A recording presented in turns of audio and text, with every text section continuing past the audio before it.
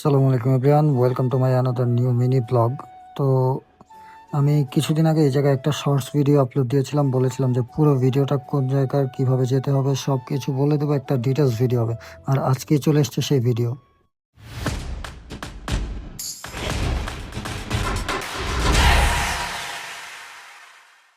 আমি কিছুদিন আগে এই জায়গাটায় ঘুরতে ঘুরতে চলে যাই, যাওয়ার পরে এই জায়গাটা দেখার পরে এই জায়গাটার নাম দিই আমি ভোলার কেরালা। কারণ এইখানে কেরালার মতো ফিল পাওয়া যায়। আর এখানে যেতে হলে আপনার সর্বপ্রথম বাংলা বাজার থেকে আসতে হবে বাগমারা ব্রিজ, কিন্তু ব্রিজে না উঠে আপনি বাদিকে যে রাস্তাটা চলে গেছে ওই রাস্তাটা ধরে সামনে এগিয়ে আসলে এইরকম সুন্দর একটা মাটির রাস্তা দেখতে পাবেন, যেটা ভিতরে চলে গেছে। আর এই রাস্তাটা ধরে এগিয়ে সামনে গেলে আপনি চলে আসবেন আমার দেওয়া নামের ভোলার কেরালায়।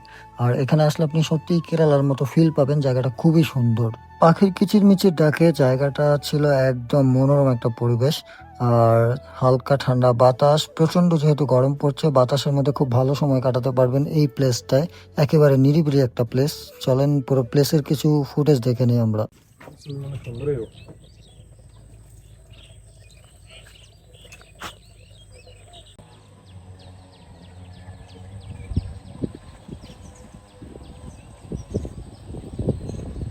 যেদিকে চোখ দিবেন সেদিকে একদম সবুজে ঘেরা এই জায়গাটা। আর এখানে আসলে গ্রাম্য পরিবেশ ও গ্রামীণ মানুষদের জীবনযাপন আপনি দেখতে পারবেন।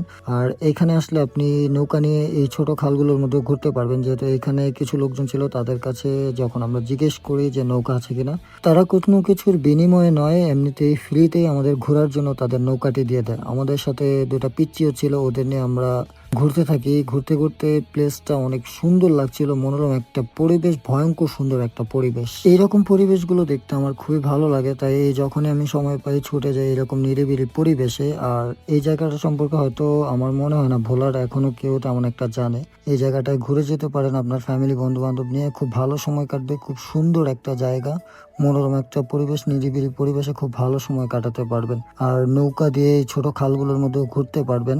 আর এলাকার পিচি বাচ্চাদের নিয়েও পুরো এলাকা ঘুরে দেখতে পারবেন। দেখা হবে পরবর্তী কোনো ভিডিওতে। আজকের মতো আল্লাহ হাফেজ।